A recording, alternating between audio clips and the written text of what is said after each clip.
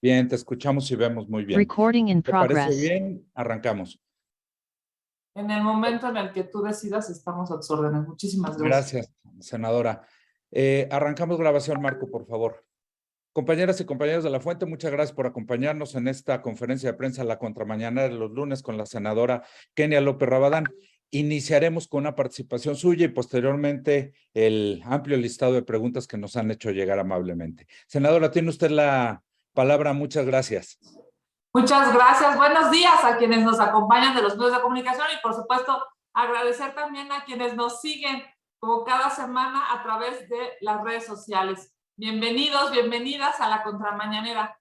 Hoy se cumplen 5 días del derrumbe de una mina en Sabinas, Coahuila, en la que lamentablemente 10 mineros se encuentran aún atrapados. Con esta, al menos suman 6 las tragedias mineras durante la administración del presidente López Obrador, en las que lamentablemente han fallecido ya 10 personas. La primera fue el 6 de mayo de 2019 en Chihuahua. Después, el 19 de julio en Coahuila y el 13 de septiembre en Baja California, ambos en el 2021. Durante este año van 3. El primero fue el 17 de enero en Hidalgo, posteriormente el 3 de agosto en la mina de Las Conchas y el día de ayer en Nuevo León. El origen de estas tragedias, en muchos de los casos, es la obsesión del gobierno federal por regresar a las energías fósiles. La CFE ha generado una demanda imposible de cumplir y con ello un mercado irregular de extracción y venta. Las condiciones en las que los mineros viven son lamentablemente inhumanas. Por ejemplo, en algunas zonas del país se contrata de manera ilegal a los mineros en donde se les paga por cubeta extraída del carbón. Lamentablemente las empresas no cumplen con los estándares laborales de protección y al no ser vigilados por las autoridades federales, culmina desafortunadamente en derrumbes como los de Sabinas. La incapacidad del gobierno federal ha ocasionado que no se obligue a las mineras a presentar bitácoras de operación ni manifestaciones de impacto ambiental, ni que se cumplan con condiciones de seguridad para los trabajadores. Según una investigación periodística, el 99% del carbón que utiliza la CFE se extrae de la región noreste del país, en Coahuila, Zacatecas, San Luis Potosí, Chihuahua, Durango, Nuevo León. Por cierto, hay que felicitar a los periodistas que están haciendo un trabajo extraordinario para poder llevar a cabo estas investigaciones. Existe una sobreexplotación de carbón de sangre, con lo que han dejado en desamparo a los mineros mexicanos. La negativa del presidente López Obrador de dialogar con las familias de los mineros que se encuentran atrapados es inentendible.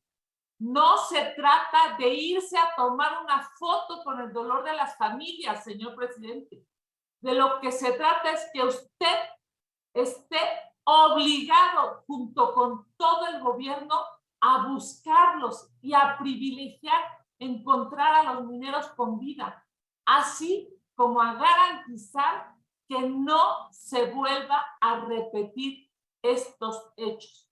No cabe duda que lo ocurrido en Sabinas es una muestra más de la corrupción y la negligencia de la 4T, por lo que le exigimos al titular del Ejecutivo Federal a que atienda a las víctimas y a sus familias, a la CFE a que transparente las operaciones con las empresas mineras y a la Secretaría del Trabajo que por fin ya se ponga a trabajar y revise que los trabajadores cuenten con las condiciones laborales adecuadas para la extracción de minerales.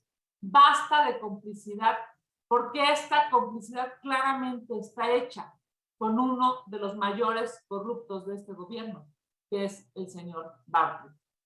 En otro tema, nuevamente ha quedado al descubierto la corrupción del gobierno encabezado por el presidente y su partido, ahora con la candidatura de quien ha confesado ha cometido un delito. La señora Delfina Gómez pretende estar en las boletas del Estado de México. Desde 2020, Gómez Álvarez se ha desempeñado como secretaria de Educación Pública, sin embargo, su gestión al frente de la SEP ha sido claramente ineficiente. Hoy, México ocupa el lastimoso segundo lugar en América Latina con los más altos números de deserción escolar. Aunado a esto, el nivel académico retrocedió 3 años en más del 80% de los estudiantes de educación básica. Lamentablemente, no hay una estrategia educativa clara. Además, con su desempeño al frente de la SEP, se ha demostrado que esta gestión ha sido altamente ineficiente, igual que lo fue, por cierto, cuando fue alcaldesa del municipio de Texcoco, en donde, bueno, pues se demostró una red de financiamiento ilegal para Morena.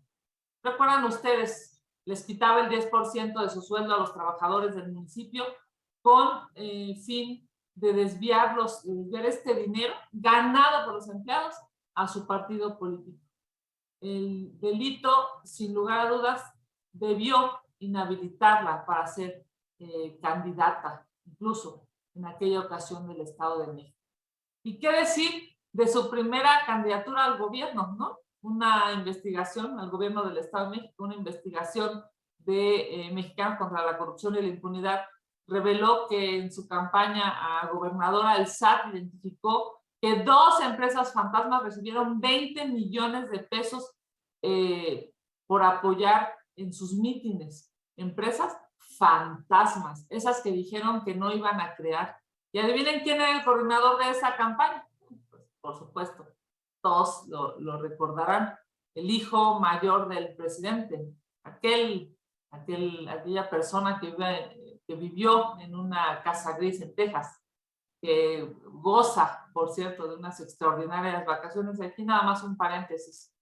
Yo no critico que el hijo del presidente de la República pueda vacacionar en un lujoso hotel. Lo que critico es que el gobierno de Morena lo que esté generando sea pobreza para que la mayoría de los mexicanos no tengan el privilegio que tiene el hijo de López Obrador. Es muy lamentable porque no hay que atacar a quienes pueden estar de vacaciones o pueden disfrutar de un gran hotel. El problema es que su papá lo que hace es que deja a la mayoría de los mexicanos sin la posibilidad de tener las condiciones que su hijo sí tiene. En fin, regresando al tema del Estado de México, lejos de hacerse justicia y ser sancionada, la señora Delfina Gómez, pues ahora el presidente López Obrador la premia con una nueva candidatura. La encubre, la respalda, porque bueno, pues claramente es ficha favorita para el gobierno del Estado de México. Los mexiquenses no se merecen a una persona que viola la ley como candidata, por lo que exigimos que el gobierno federal deje de encubrirla y además deje de victimizarla. La señora Gómez debe ser sancionada por sus delitos. Todo aquel que viole la ley debe ser castigado, no importa de qué partido político sea y no importa de qué administración sea. No porque el presidente López Obrador esté de acuerdo o le hayan convenido los diezmos de Delfina Gómez, debe de hacerla candidata y peor aún, debe de dejarla en esta impunidad. Además, por supuesto, de que claramente se ha refrendado su ineficiencia en el gobierno.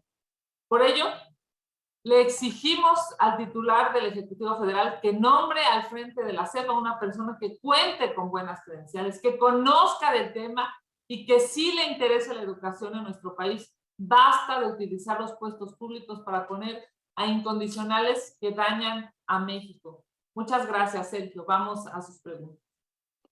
Gracias, senadora. Tenemos 5 preguntas sobre el mismo tema. Si usted me autoriza, se las hago todas juntas para que nos pueda hacer una respuesta amplia. Es sobre el tema de la Guardia Nacional. La primera es de Israel Aldave. Le pregunta, el presidente Andrés Manuel anunció que por un acuerdo que firmará la Guardia Nacional pasa a formar parte de la Sedena sin necesidad de presentar una reforma en la materia. ¿Esto no viola la Constitución? ¿Puede el Ejecutivo así de un plumazo concretar este cambio? Mayolo López, en el mismo sentido, le pregunta, AMLO ha anunciado que va a incorporar la Guardia Nacional a la defensa a la brava, con un acuerdo. ¿Qué diablos va a hacer el Senado? Cito literal la pregunta.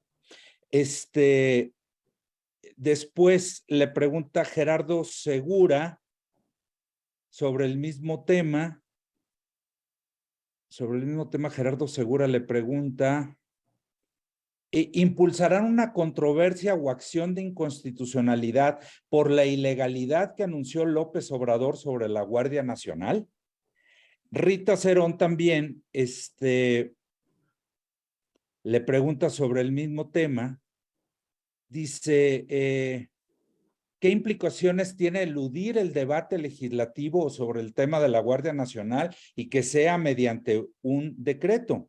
Y finalmente, Joaquín Tinoco le pregunta, dice, esta mañana el presidente Andrés Manuel López Obrador anunció que emitirá un acuerdo presidencial para que la Guardia Nacional pase a formar parte totalmente de la Sedena. ¿Cuál es su opinión al respecto? Bueno, primero que nada decirles que el presidente López Obrador se equivoca. No puede a través de un acuerdo, no puede a través de un decreto aplastar a la Constitución de los mexicanos. Él sabe que no puede y claramente el mensaje de hoy es en contra de la legalidad que en este país nos hemos dado. Hubo un proceso amplísimo de análisis y discusión para dejar la redacción de la Constitución como hoy está. No la puede aplastar, no la puede destruir, no puede intentar ir más allá de lo que la Constitución establece a través de un decreto. Primero, es inconstitucional y segundo, es inmoral lo que hoy propuso el presidente de la República. Será necesario que él entienda que para eso existen los poderes, para eso el legislativo hace leyes y para eso el ejecutivo, como bien dice su nombre, ejecuta estas leyes. Él no es legislador, él no es el Congreso mexicano, él no redacta la Constitución. Y por supuesto que nosotros acudiremos a las instancias legales necesarias para detener esa aberración jurídica que hoy propuso de militarizar al país a través de un decreto. No es posible que el presidente de la República quiera aplastar la Constitución de todos los mexicanos a través de un decreto. Es evidente que nosotros acudiremos a la Corte y presentaremos una acción de inconstitucionalidad.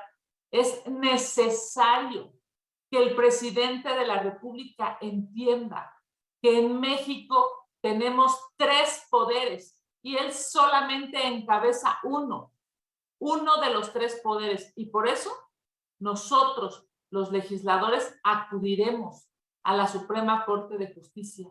No puede militarizar al país, entre otras cosas, porque en tratados y convenios internacionales es claro que no se puede militarizar al país, porque organismos protectores de derechos humanos multilaterales a nivel internacional han dicho que no se deben militarizar los países, pero sobre todo porque nuestra Constitución claramente ha establecido un mando civil para la Guardia Nacional.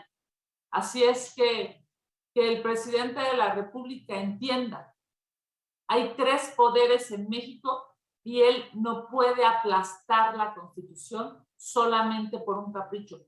De algo, por cierto, que no ha dado resultados. Seguimos en este lamentable crecimiento de violencia en nuestro país.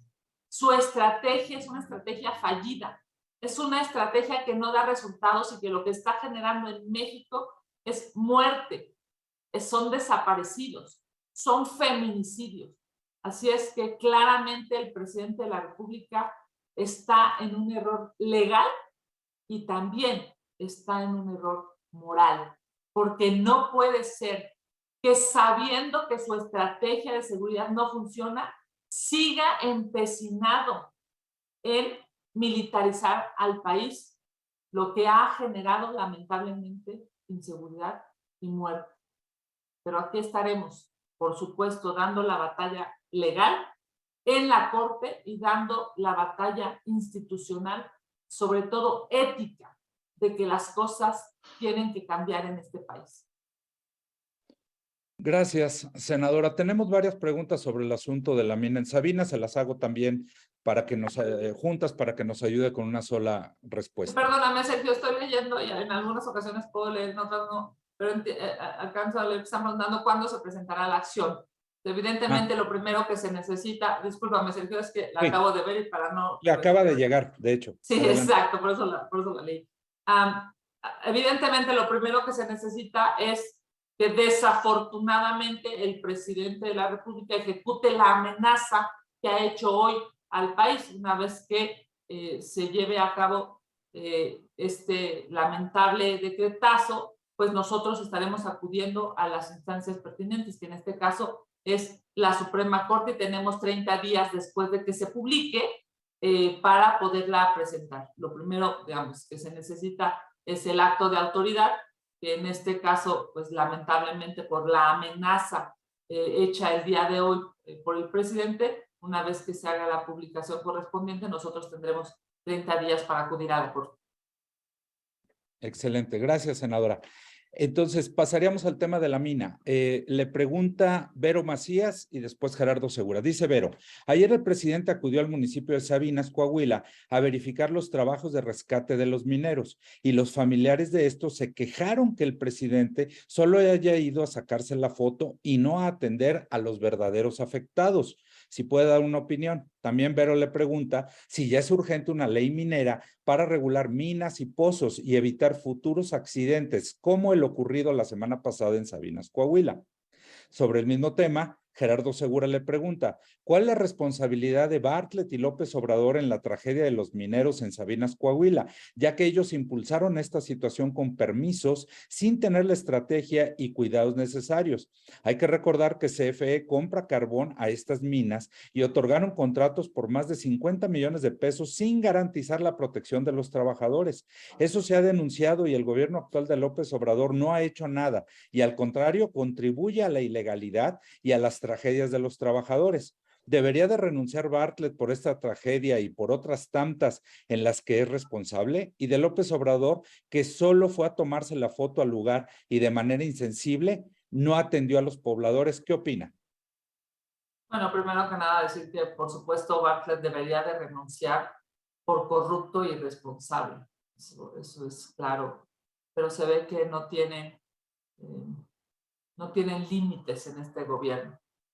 Es evidente, lo hemos dicho ya en este proceso de la contramañanera del día de hoy, que esto está generado por una corrupción, por condiciones inhumanas en las que los mineros en muchas ocasiones tienen que trabajar en este país.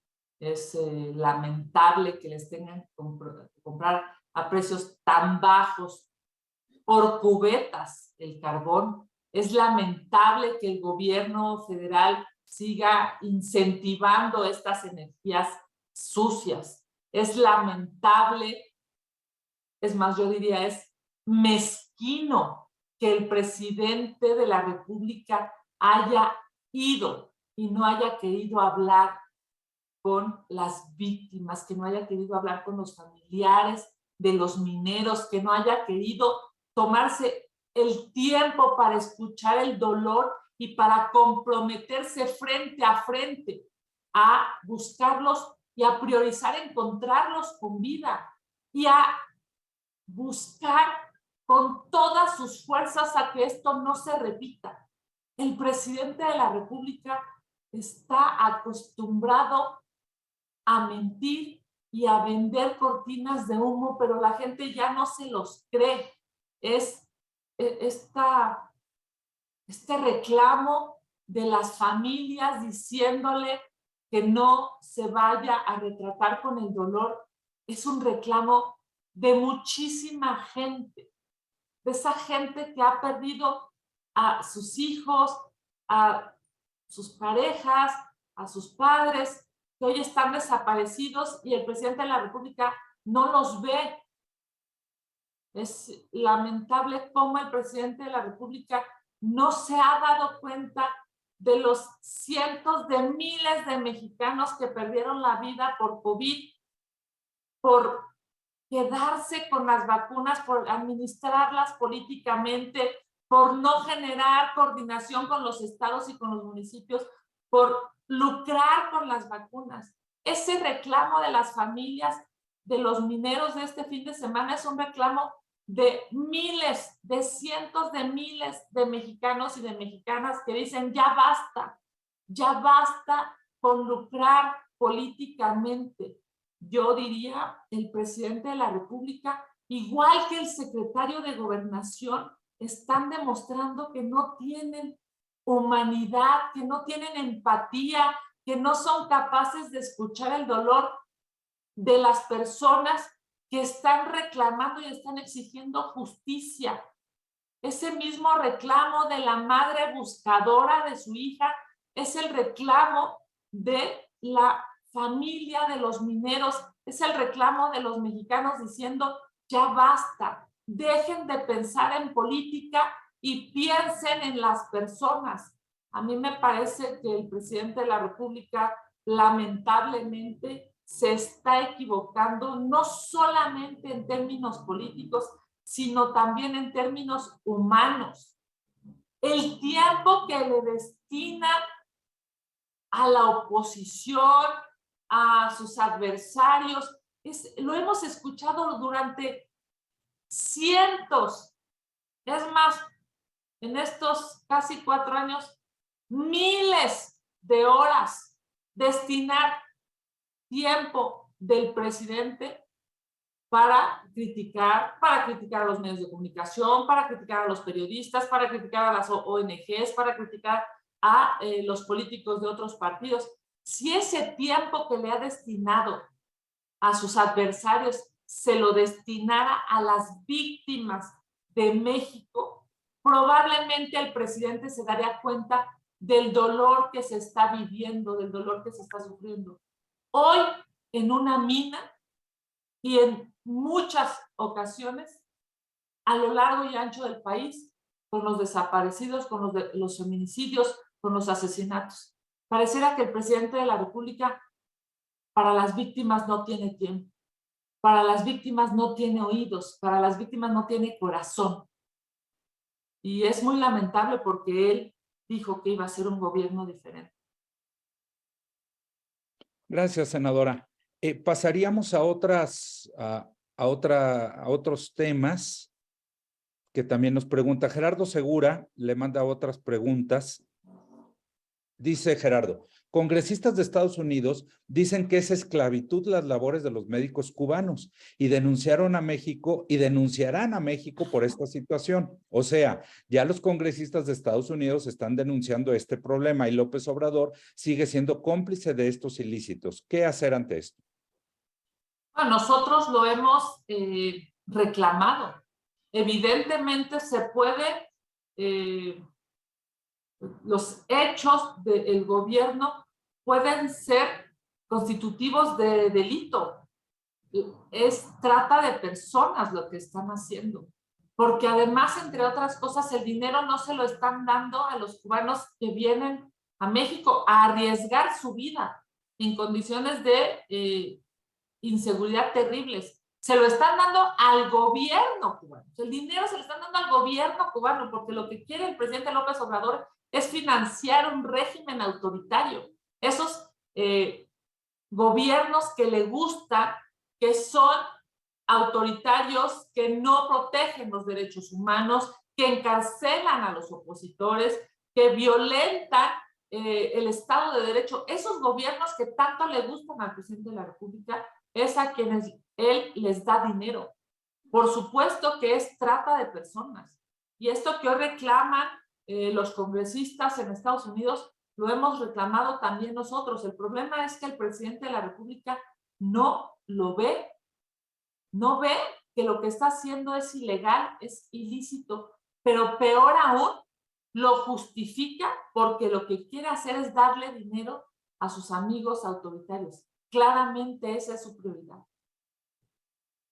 Gracias, senadora. También le pregunta Gerardo Segura.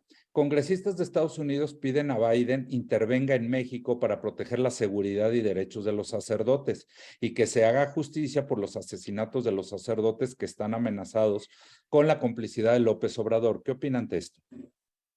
Claramente este gobierno, al abrazar a los delincuentes, le ha dado la espalda al pueblo de México. Este gobierno, al solapar a los delincuentes, lo que ha hecho es que ha generado que los delincuentes sean capaces incluso de asesinar sacerdotes. Por eso es que este reclamo internacional debe seguir latente también en México. La exigencia internacional, la exigencia que se ha hecho en el Congreso de Estados Unidos, la exigencia que se ha hecho desde distintos espacios internacionales, es una exigencia que en México no podemos soslayar. Hay que seguir reclamando seguridad, pero no es a través de una Guardia Nacional militarizada como esa seguridad se va a obtener, porque claramente ya llevamos muchos meses, 3 años con este proceso, digamos, con este litigio, y en lugar de que la seguridad sea más alta, en lugar de que la gente se pueda sentir más segura saliendo de su casa, yendo a trabajar, eso no ha sucedido, al contrario, hay un nivel de inseguridad brutal. Por eso es que nosotros lo seguimos reclamando desde el Senado de la República y desde la oposición, porque el presidente de la República no solamente debe de vivir en esa burbuja llamada Palacio Nacional, escuchando a sus corifeos que además, entre otras cosas, le mienten de manera sistemática, sino debe escuchar los reclamos nacionales y hoy qué bueno que también los reclamos internacionales. Gracias, senadora. También le pregunta Gerardo Segura. López Obrador se quiere envolver en la bandera del nacionalismo por la reforma energética, pero con Trump se dobló, como el mismo Trump lo dio a conocer, y aceptó poner a la disposición de Trump al ejército mexicano para contener la migración. Así que, ¿quién es el verdadero traidor a la patria? Estoy citando la pregunta tal como la manda según Gerardo. Y por otra parte, ¿por qué ahora se envuelve en la bandera del nacionalismo, pero traicionó al país al doblarse con Trump? La pregunta es, ¿tiene calidad moral López Obrador para hablar de nacionalismo cuando se ha arrodillado frente a Trump? Evidentemente, el presidente de la República ocupa un falso nacionalismo, porque nacional significaría que genera bienes para los mexicanos. Ser nacional y entender que la patria es primero, es generar empleo, y lo que este gobierno genera es pobreza. Ser patriótico es generar seguridad, y lo que este gobierno genera es muerte. Ser nacionalista es entender que se debe proteger a las mujeres, y lo que este gobierno genera son feminicidios. Así es que claramente el presidente López Obrador no es ni patriota ni es nacionalista. Lo que es un político vulgar que quiere seguir teniendo poder para él y para sus amigos, para seguirse enriqueciendo, para que puedan tener esas casas gigantes y puedan ir a esos grandes hoteles, que por cierto, es necesario reclamar. No que ellos dejen de estar en esos espacios privilegiados, sino que millones de mexicanos puedan tener la posibilidad de irse de vacaciones, de irse con calidad de vida y de tener un trabajo estable y con derechos laborales. Eso sería ser un nacionalista de verdad. Por supuesto que el presidente de la República se doble ante cualquier gobierno o se doble ante cualquier presión. Lo único que demuestra es que es muy gallito aquí en México con la oposición, pero afuera lamentablemente se dobla. Gracias, senadora. Karina Aguilar le pregunta, después de 17 días, la plataforma Compranet volvió a funcionar, pero con contratos incompletos de los días que estuvo sin funcionar. ¿Cuál es su opinión sobre el tema? Sí, sí, lo sé y es una vergüenza lo que está pasando en Compranet, porque regresamos a esta opacidad que le encanta al gobierno, esta opacidad que genera corrupción. Y por supuesto hay que hacer una exigencia a que todo el tiempo en el que estuvo sin funcionar la página, pues pueda estar actualizada y puedan conocerse todos los contratos o todas las compras que se hicieron en ese momento y puedan ser transparentes y públicas. Pero es una muestra justo Compranet es una muestra de este gobierno. Es ineficiente, está portado a cachos, es parcialmente público, yo diría es una muestra de la administración pública, este ejercicio que hoy se está viviendo en Compranet. Es una de las peores etapas de la administración pública este gobierno porque además de ser corrupto, es pues, ineficiente e ineficaz. Gracias, senadora. Y para finalizar, Mayolo López le pregunta, ¿qué responsabilidad tiene el diputado Jorge Romero en la trama del cártel inmobiliario? Bueno, lo ha dicho el propio coordinador de la bancada y me parece que es necesario que lo digamos todos en el PAN, es más, incluso lo he dicho yo hoy en esta contramañanera. Es necesario que se investigue y quien tenga que ser responsable, pues que se sancione. Ya basta de impunidad. Para los mexicanos es una exigencia clara. Si alguien comete un ilícito, pues tendrá que ser sancionado. Y a mí me parece que hay que buscar que se haga una investigación, pero que se haga una investigación eficiente, porque esta persecución en contra de la oposición es terrible para la democracia. Claramente Morena va a perder la Ciudad de México. No solamente hemos ganado la mayor cantidad de alcaldías, sino hay un reclamo social generalizado. Estuvimos a punto de ganar Gustavo Amadero y en alcaldías, por ejemplo, como Iztacalco, tuvimos votaciones mucho más altas de las históricas. En fin, yo claramente estoy convencida de que vamos a ganar la Ciudad de México. Y entonces, pues decirle, por supuesto, a la jefa de gobierno que se ponga a trabajar y que haga las investigaciones necesarias, pero que no haya persecución política. Por supuesto que se investigue y en su caso que se sancione, pero que no sea el hilo conductor querer mermar a la oposición, porque la oposición va a ganar en 2024 la Ciudad de México. Así es que, por supuesto, que hagan las investigaciones necesarias, pero lo ha dicho muy bien el coordinador de la bancada en la Cámara de Diputados Federal y yo hoy refrendo el tema, que se investigue lo que se tenga que investigar, pero es necesario que no haya persecución política. No se preocupe, señora Sheinbaum, va a perder la Ciudad de México y claramente va a haber un mejor gobierno en 2024. Un gobierno inteligente, un gobierno honesto, un gobierno trabajador y que le dé resultados a los capitalinos, porque ya es necesario tener un buen gobierno en la ciudad. Urge seguridad, urge un metro, un sistema de transporte público de calidad, porque urge que haya condiciones para las mujeres, para los hombres, para los jóvenes, para los adultos mayores, que puedan salir de su casa, desarrollarse, ir a trabajar, ir a estudiar y regresar sabiendo que la infraestructura de la ciudad funciona. Eso va a suceder en 2024 porque vamos a ganar la Ciudad de México. Así es que por más que traten de amedrentar y por más que traten de pues de hostigar, nosotros estamos absolutamente convencidas y convencidos de que el próximo 2024 será el triunfo de la oposición en la Ciudad de México. Y yo nada más para cerrar, decirle a la jefa de gobierno, no ocupe las instituciones para dañar a la oposición, ocupe las instituciones para que esta capital pueda tener mucho mejores condiciones para todas y para todos. Senadora, nos llegó una última pregunta de Magali Juárez.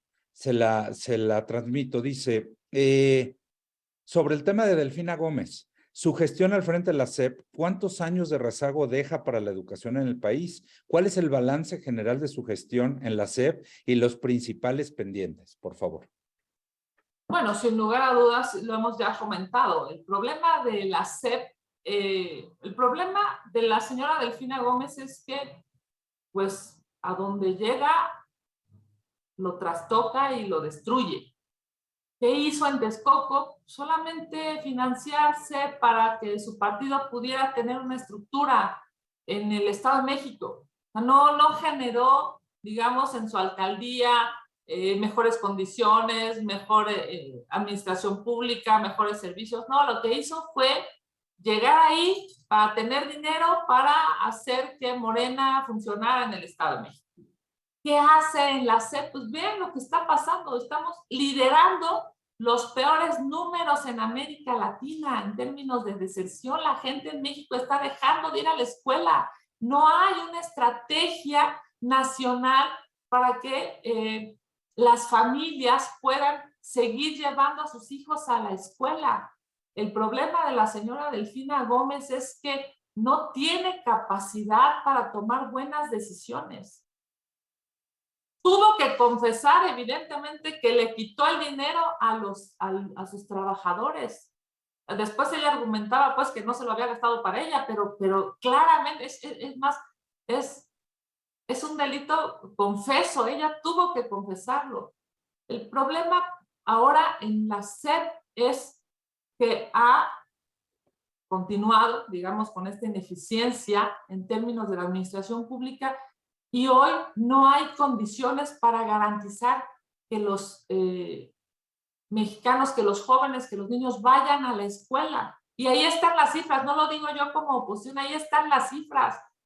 Liderando en América Latina los peores números de deserción escolar. Claramente lo que se necesita es que haya una persona que entienda de metodología, que entienda de pedagogía, que entienda de educación, que entienda de administración pública para la Secretaría de Educación Pública. Y eso es lo que hoy le exigimos al presidente de la República, que establezca a un futuro o futura secretaria de Educación Pública con condiciones técnicas. No solamente es un asunto de lealtades, también es un asunto de capacidad técnica, de formación profesional, para que pueda ser, vamos, un gran secretario de Educación Pública. Hemos pasado de Vasconcelos a Delfina Gómez, háganme ustedes el favor. Claramente hay una necesidad urgente de reclama al presidente de la República a que se comporte como un estadista, que deje de estar pensando en aganallarse el poder y el presupuesto. Es necesario que haya una buena titular en la Secretaría de Educación Pública. Senadora, pues no tenemos más preguntas registradas. Agradecerles su tiempo, agradecerles a las compañeras y compañeros de la Fuente por habernos acompañado y les estaremos enviando los materiales conforme los vayamos teniendo. Muchas gracias, muy buen día y muy buena semana. Muchas gracias a ustedes, muchas gracias, querido Sergio, muchas gracias a todas y a todos. Aquí seguiremos trabajando, nos vemos en estos días porque la brega de eternidad no para y hay que seguir construyendo un mejor México. Muchísimas gracias.